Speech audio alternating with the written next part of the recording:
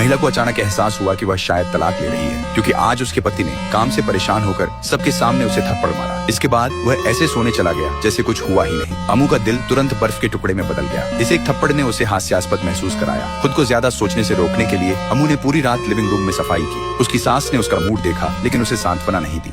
इसके बजाय उसने कहा कि नौकरानी के सफाई में मदद करने का इंतजार करें। एक हफ्ते बाद भी अमू को माफी नहीं मिली थी। उसे एहसास हुआ कि उसे एक निर्णय लेना होगा। उस शाम जब उसका पति काम से घर आया तो उसने देखा कि मेज पर खाना भरा हुआ था और एक सूटकेस रखा था। अमू ने कहा कि वह कुछ दिनों के लिए घर जा रही है।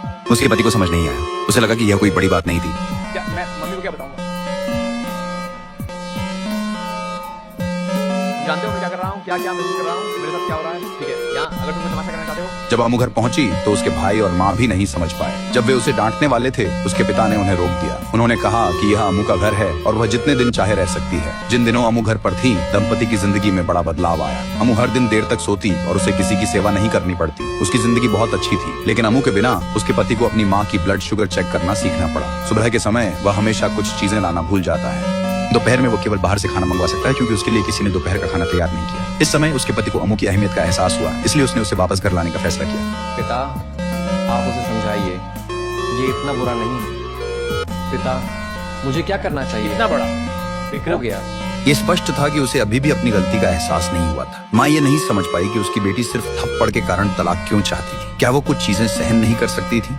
क्या हर कोई ऐसा नहीं करता? पिता इस विचार से असहमत थे। उनका मानना था कि उन्होंने कभी अपनी पत्नी को ऐसा कुछ करने के लिए मजबूर नहीं किया जो उसे पसंद नहीं था। लेकिन उनकी पत्नी ने कहा कि यह सच नहीं है। उसने बस चुपचाप सहन किया, जैसे उसने अपनी बेटी को गृहिणी बनने के लिए नृत्य का सपना छोड़ने पर मजबूर किया। उसने भी अपने गाने के सपने को छोड़ दिया था। और उसने सहन करने का निर्णय क्यों लिया? इसका कारण यह था कि उसकी माँ ने उसे ऐसा सिखाया था और उसकी माँ की माँ ने भी ऐसा ही किया था। छोटे भाई ने अपनी मंगेतर को अपनी बहन से वकील मिलवाने के लिए दोषी ठहराया। वह तो अपनी पत्नी को घर से बाहर निकालना भी चाहता था। आप कौन सा मामला लड़ रहे हैं? कृपया यहाँ से आराम करो। कृपया यहाँ से चलिए। बस अक्षु, इसे बंद करो। अभी माफी मांगो या बाहर निकलो। जूली,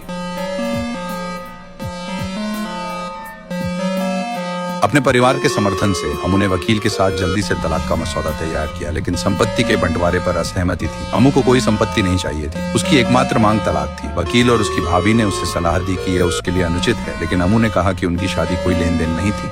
उसने अपने पति से प्यार के लिए शादी की थी। एक ने पैसे कमाए, एक ने घर की देखभाल की, जो बहुत बराबर था। जो अनुचित था वह थप्पड़ था। यह था कि उसके पति को कभी नहीं लगा कि वह गलत था। यह था कि हर कोई सोचता था कि उसे इस छोटी सी बात को बस भूल जाना चाहिए। यहाँ तक कि वकील ने भी उसे समझौता करने का सुझाव दिया। हर कोई सोचता था कि यह बस एक थप्पड़ था। तुम ऐसा नहीं कर सकते यार। क्या तुम अपनी छोटी जिद के कारण हमारे बच्चों की जिंदगी बर्बाद करने जा रहे हो?